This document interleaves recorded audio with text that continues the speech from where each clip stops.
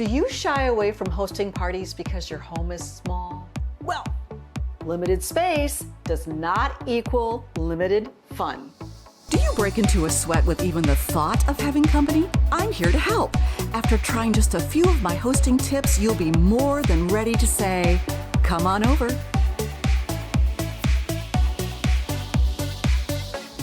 I have 7 tips for hosting party guests in a small home. And you'll want to stick around for number 7 because undoubtedly you've never tried this. All right, number 1.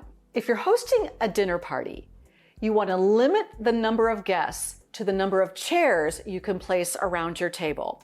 Now you might have a bench, even better, because you can squeeze people in, but you don't want to squeeze them so tightly that they're eating like this. That would not, unless you're inviting pterodactyls and their hands are like, no, you're probably not, because you're probably not. I could get this party started up in here. So you want to make sure there's a little bit of room, but if you just limit it to how many chairs you have or how many you can seat around your table in chairs or a bench, that will right then decide for you how many people to have in your home.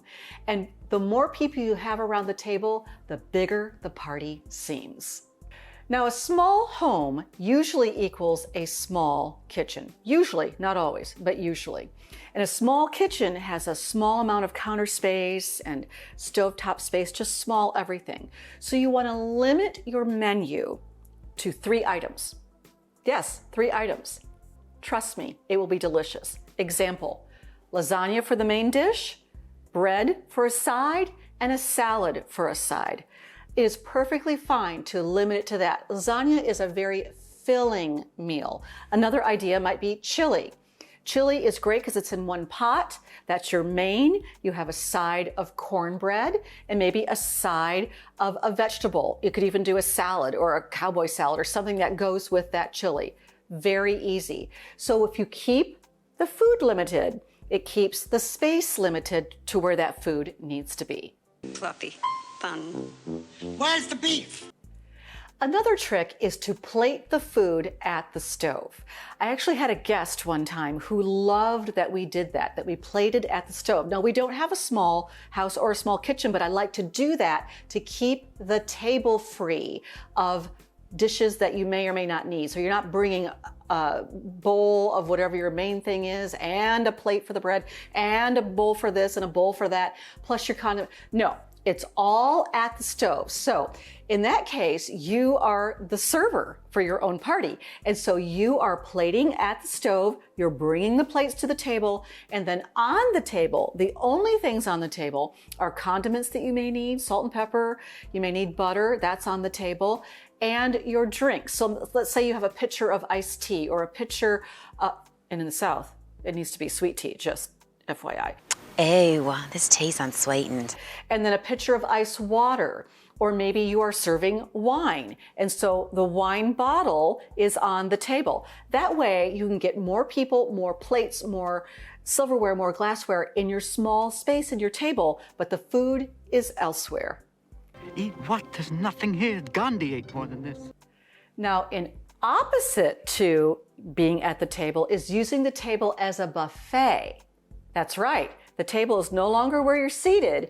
It is the buffet table for your food, your beverages, your plates, your napkins, your utensils. Everything is on your table. And then your people are filling their plates and going into the living room or wherever else that they're sitting, and they can all sit around together. And it's very fun that way. It seems a little more casual. Your food can still be non-casual, but they're feeling casual sitting around. And guess what? That's what our grandparents and our parents did for years. It works and it provides more space and looks more spacious. If you have a theme party, and by that I mean birthday, graduation, celebration, retirement, something like that, with a theme, you are not required to serve an entire meal. No, you're not. No, you're not. You can help with your space situation by only providing a cake and a beverage or beverages. So let's say it's a birthday party, birthday cake and birthday beverages. maybe a few birthday hats.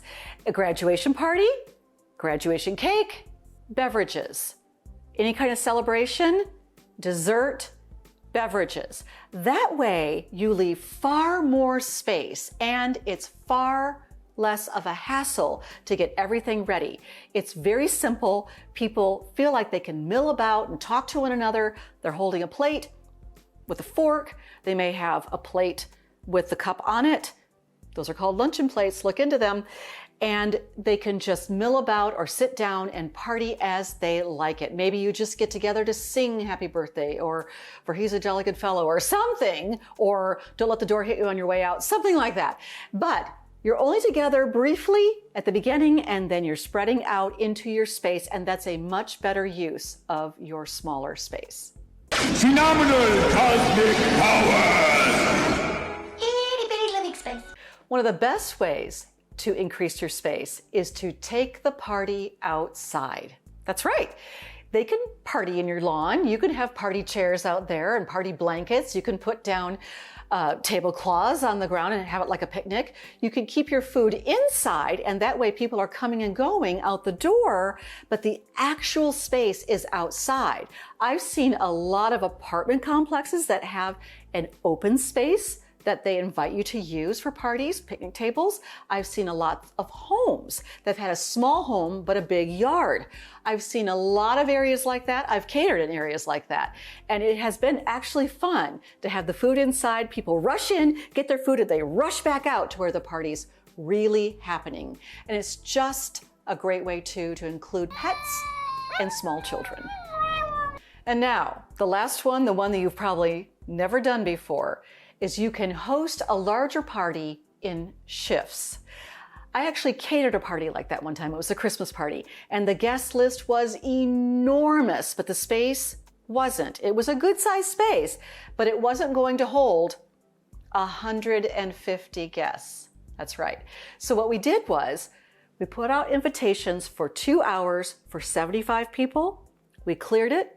We started again, and the next group of 75 people came. It was so fun.